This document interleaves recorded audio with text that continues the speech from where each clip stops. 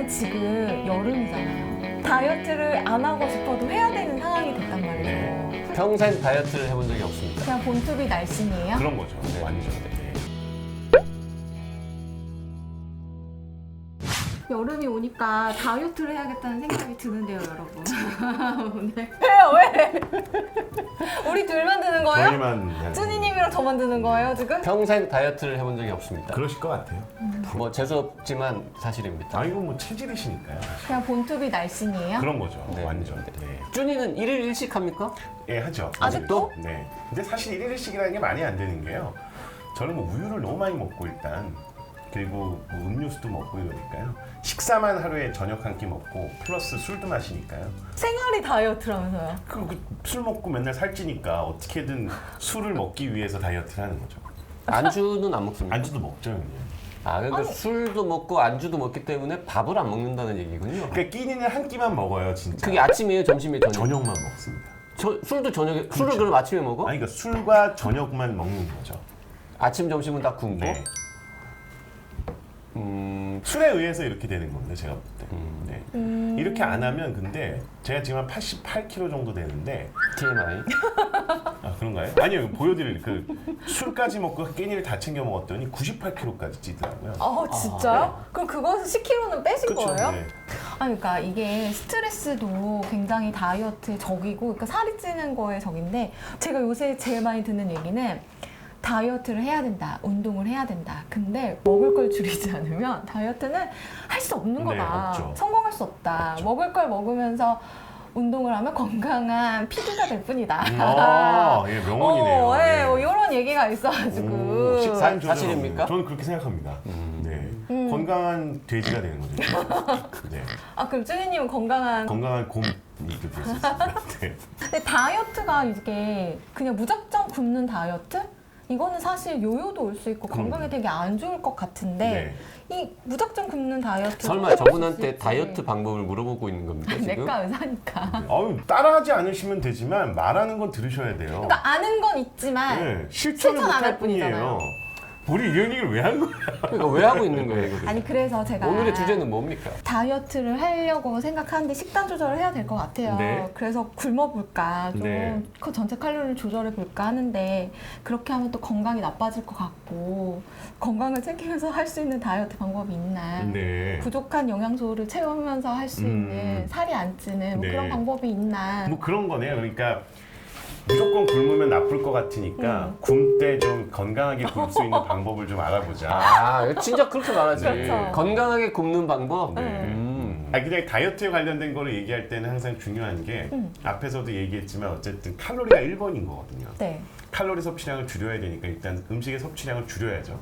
근데 섭취량을 줄인다고 해서 칼로리까지 줄일 수 있는 건 아니니까 열량이 많은 음식부터 줄여야 되잖아요. 네. 그러다 보면 저희가 불가피하게 지방에 많이 함유된 음식이라든지 아주 단 음식들, 쉽게 얘기해서 당화지수라고 하는 게 높은 것들을 좀 네. 줄인다든지 하는 식으로 이제 먼저 가는데 그걸로도 안 되는 분들이 있어요. 그럼 아예 이제 굶는 경우가 생기잖아요. 근데 굶어서 다이어트를 할 때는 적어도 8시간 이상을 금식을 해야지 다이어트에 효과가 있게 되는데 그렇게 8시간 이상 금식하는 거를 1, 2주 했다고 해서 절대 다이어트 효과가 있는 건 아니거든요. 그러니까 좀 장기간 가게 되겠죠. 그럼 뭐 3개월, 6개월 이상 다이어트를 해서 식단을 조절했다 그러면 이러한 과정에서 저희 몸에 필요한 필수적인 영양소 같은 것들이 부족해지기가 쉽고 그럼 그 부족해지는 영양소를 어떻게 섭취할 거냐가 이제 이슈인데 대부분의 음식 중에서 칼로리를 고민해야 되는 음식이 튀긴 음식이라든지 고기라든지 이렇게 당분이 많이 함유되어 있는 음료라든지 이런 것들이거든요. 근데 나머지는 별 상관이 없는데 사실 고기 같은 경우에는 굉장히 우리 몸에 중요한 단백질 성분이라든지 뭐 오늘 얘기하게 될 비타민 같은 것들이 많이 함유가 돼 있고 그 중에서도 비타민 중에 B가 이제 많죠. 그 중에서도 비타민 B12가 제일 많고. 그러니까 고기 안에요? 고기 안에 있죠. 오. 그래서 비타민 B 같은 경우는 뭐 사실 10위는 특히나 네. 뭐 저희가 흔히 얘기하는 유제품, 뭐 시리얼 같은 거, 그다음에 고기 종류 이런 데 많고 생선에도 많거든요. 근데 이런 걸 잘 안 드시게 되면은 필수 영양소라고 얘기하는 것들이 부족해질 수 있으니까 뭐 이런 게 불균형이 오지 않도록 좀 조절을 하시면서 하시는 게 좋겠고 뭐 필요하다 그러면 이제 비타민 검사 같은 걸 하셔갖고 진짜 그 수치가 떨어지고 있고 몸에 문제가 생길 것 같다 싶으면 보충을 하시는 걸 권고할 수는 있겠는데 단기간에는 이런 문제 안 생깁니다. 당뇨병 환자일 때도 오랜 기간 동안 당뇨병 약 중에 메트포르민을 복용했을 때 생길 수 있는 비타민 부족에 대해서 말씀을 드렸는데 이게 우리나라 같은 경우에는 잘 안 생겼어요. 지금은. 근데 10년 전에만 해도 무지하게 생겼거든요. 무슨 얘기냐면 비타민 B 부족이 동남아 지역이라든지 그러니까 주로는 영양 섭취가 불균형이 많은 지역에 있는 국가의 당뇨병 환자분 중에 메트포르민을 많이 드시는 분들이 비타민 B12가 진짜 많고 우리나라 같은 경우에는 예전엔 많았는데 점점 줄어들어요. 점점 줄어드는 이유는 두 가지인 거죠. 하나는 당뇨병 환자분들도 좋은 영양 섭취를 할 수 있도록 점점 우리나라의 수준이 올라갔고 환자분들이 섭취하실 수 있는 좋은 양질의 음식들도 많아졌고 부가적으로 비타민 같은 것들을 보충할 수 있는 다양한 건강 보조식품이라든지 기능식품들이 나왔으니까 그걸 쉽게 보충했기 때문에 그런 걸로 봐서 다이어트 같은 경우에도 무작정 그냥 살을 빼기 위해서 금식하시는 것보다는 네. 본인의 몸에서 필요한 성분들의 그런 문제가 생기지 않게 어느 정도 선에서는 검사도 해보고 피곤하다 그러면 보충을 하시는 건 고려해 볼 수 있죠. 고기 안에 비타민 같은 것도 많이 들어있다고 네. 하는데 살을 뺄 때는 탄수화물 자체를 굉장히 많이 줄이게 되잖아요. 그렇죠. 근데 탄수화물 섭취를 줄임으로 인해서 부족해질 수 있는 영양소? 탄수화물 뭐가 섭취만 있어요? 줄인다고 해서 이렇게 문제가 생기는 경우는 거의 없어요. 아, 사실. 그래요? 네, 오히려 탄수화물 섭취에 따라서 생기는 문제보다는 지방을 많이 줄이죠. 일반적으로는. 지방 섭취량을 줄이는 게 1번이고요. 그래서 이게 음식 섭취를 줄이는 것만 가지고는 사실 미량연소의 부족은 거의 안 생겨요. 금식을 하는 게 문제죠. 안 먹어버리는 거. 근데 요새 막 간헐적 단식 막 네. 이렇게 해가지고 되게 긴 기간 동안 금식을 하고 네. 딱 한 번만 뭐 밥을 먹거나 뭐 이렇게 다이어트 하시는 분들이 네. 많잖아요. 한 끼를 드시더라도 골고루 드시면 별로 문제가 없죠. 대신에. 아예 안 먹어버리면 계속 문제가 생기지만 그리고 그러면, 아예 안 먹을 때 문제가 생기는 것 더하기 말씀하셨던 간헐적 단식을 하는데 간헐적 단식에서도 꼭 필요한 영양소들을 골고루 섭취할 수 없는 상황에서는 이제 이런 문제가 생길 수 있겠죠. 그러니까 살이 빼고 싶어서 간헐적 단식을 했고 그거 하면서도 또 섭취하는 거에 좀 신경이 쓰여서 되게 소량 그리고 영양소도 별로 골고루 먹지 않는다. 이런 경우에는 확실히 그런 건강 문제가 생길 수 수 있겠네요. 있죠. 네. 어떤 문제들이 생길 수 있어요? 근데 그거는 어떤 음식을 섭취하지 못했느냐에 따라서 다 달라지니까요. 아, 네. 그러니까 이건 보통- 너무 다양한 옵션인 거죠. 보통은 탄수화물을 극단적으로 먹지 않게 되고 네, 탄수화물 극단적으로 먹지 않는다고 해서 문제가 그런 생기는 문제가 건 거의 생기진 없고요. 않고. 네, 지방도 마찬가지인 거고요. 그러니까 특정 성분을 많이 먹지 않는다는 것보다는 어떠한 음식을 먹지 않는다는 게 더 큰 영향을 주는 거고 그래서 아까 전에 얘기 드렸던 것처럼 대부분 다이어트 할 때 고기 종류를 안 먹게 되는데 그 고기 종류나 유제품 같은 것들이나 생선까지 보충하지 않을 경우에는 우리 몸에서 저절로 만들어질 수 없는 비타민 종류들은 그런 음식 섭취를 통해서만 공급할 수 있는데 얘네를 아예 공급을 안 해버리면 몸에 부족한 현상이 생길 수밖에 없죠. 근데 그게 단기간에는 큰 문제가 안 돼요. 그래서 3개월, 6개월 이렇게 긴 기간까지 가고 막 1년 이렇게 가면 그때는 정말 다이어트에 의해서 생길 수 있는 미량 원소의 부족이 생길 수 있고 그렇기 때문에 그때는 예방적인 처치를 하는 게 좋죠. 그 혹시 회식약이라고 아세요, 두 분? 모릅니다. 뭐 음주 전후에 마시는 그런 거? 그건 숙취. 네. 일명 회식약이라고도 불리는 건데 아실 거예요. 지방 흡수 억제제 네네. 중에 오르리스타트라는 성분의 약이 있는데요. 그게 원래는 다이어트 약으로 약이죠. 나오긴 했는데 네. 약이에요. 오르리 스타트. 스타트? 네. 뭔가 이렇게 등산을 시작할 때 그런 느낌인데 약 이름이? 근데 그 약의 별명이 회식약이에요. 네. 그래서 회식을 보통 하게 되면 되게 고칼로리의 고기 같은 거나 많이 이런 걸 먹죠. 먹게 되잖아요. 그때 이제 여성들이 다이어트 때문에 그 약을 먹고 네. 회식을 가는 거죠. 그럼 다음 날에 물똥 쌉니다. 네. 기름똥 아닙니까? 기름똥이죠. 네. 근데 그 약의 주의사항에 보면 이 약을 이제 좀 장기 복용하면 네네. 문제가 생길 수 있어서 종합 비타민을 같이 먹는 걸 권장한다. 이런 얘기가 있었어요. 네. 아, 오늘도 사신 방송입니까 지금?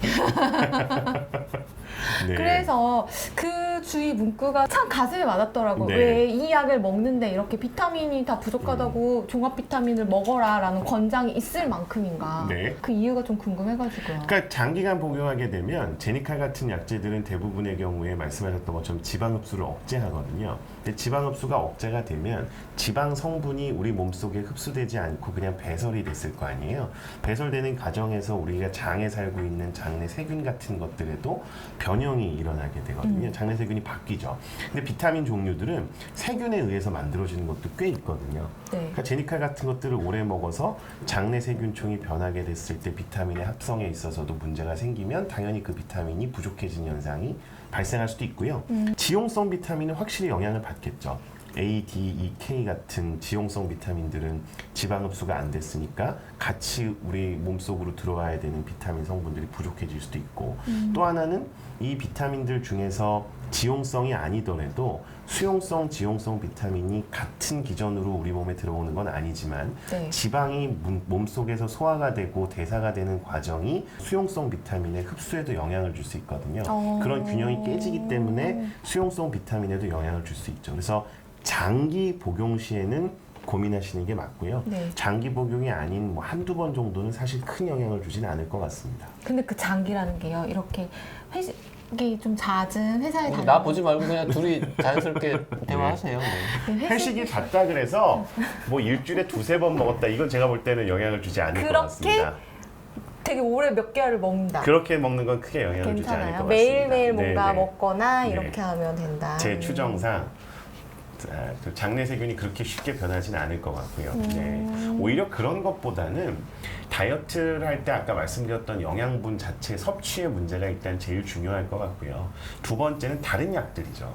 항우울제라든지 뭐 네. 그런 식욕 억제제 같은 그러니까 뇌의 어떤 그런 중추를 건드리는 약들하고 추가적으로 싹센다라든지 이런 요즘에 당뇨병 약제들에 네. 관련된 약들이 장기 복용해서 비만을 이제 관리하려고 하는 분들이 약을 드시는 경우가 많으니까 그런 약들은 오히려 여러 가지 미량원소나 필수 비타민 같은 것들의 부족을 유발할 수 있죠. 아, 네. 그래요? 네. 왜냐하면 그런 것들은 대부분 그러니까 제니칼 같은 약제는 한 번 회식약이라고 했던 것처럼 짧게 먹고 끝나잖아요. 아, 근데 하지만 비만 치료제로 쓴 대부분의 약들은 장기간 섭취하는 게 일반적이니까요. 그럼 다이어트를 정말 이것저것 다 안 먹는 쪽으로 극단적으로 오래 하거나 아니면 여러 가지 막 약들을 쓰면서 다이어트를 오랫동안 할 때는 둘 다 비타민 B 같은 게 굉장히 부족해질 할 수 수 있다라는 있죠. 거군요. 네. 오케이. 그렇습니다. 그래서 장기간 하시게 된다 그러면은 본인의 비타민 수치 같은 것들은 체크해보고 가시는 게 더 안전해져. 그래서 대부분의 이제 가정의학과라든지 비만 전문으로 하고 있는 병원에서는 체크를 해요. 아. 시작하기 전에 비타민 검사하고요. 네. 그 다음에 약 쓰시고 나서나 다이어트 식단 관리 같은 거 하고 나서 미네랄 같은 성분이나 비타민 성분들을 체크한 다음에 부족해지면 보충을 하죠. 그 비타민 B 레벨을 측정하면 네. 그 1, 2, 3, 4, 5, 6 이게 다 숫자별로 다 나와요? 근데 이게 다 측정할 수는 없고요. 병원에서 주로 측정하는 건 B1번, 그러니까 티아민이라는 거하고 B9번, 폴릭 액시드 엽산하고요. B12번, 코발라민. 코발라민. 이 세 가지는 그렇게. 대부분은 측정을 합니다. 네. 혹시 비타민 B1인 그 티아민이 부족하면 어떤 증상이 나타날 수 네, 있어요? 이거는 근데 너무 그건 생물책에 많아가지고. 나온다 그러면. 고등학교 생물책. 네. 거기요? 이거는 자막으로 대체하십시오. 찌리가 싫어합니다. 네. 혹시 비타민 B1인 그 티아민이 부족하면 어떤 증상이 나타날 수 있어요? 네. 비타민 B9이 부족하면 비타민 B12가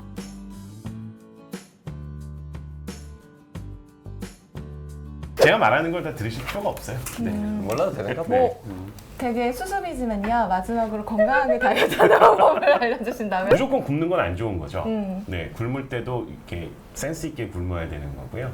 그리고 운동을 꼭 해야 됩니다. 운동하지 않는 다이어트는 의미가 없습니다. 추가적으로 오랜 기간 다이어트를 정말 할 수밖에 없는 경우, 그리고 다이어트를 본의 아니게 하는 분들이 있어요. 대표적인 게 술 드시는 분들, 알코올릭스.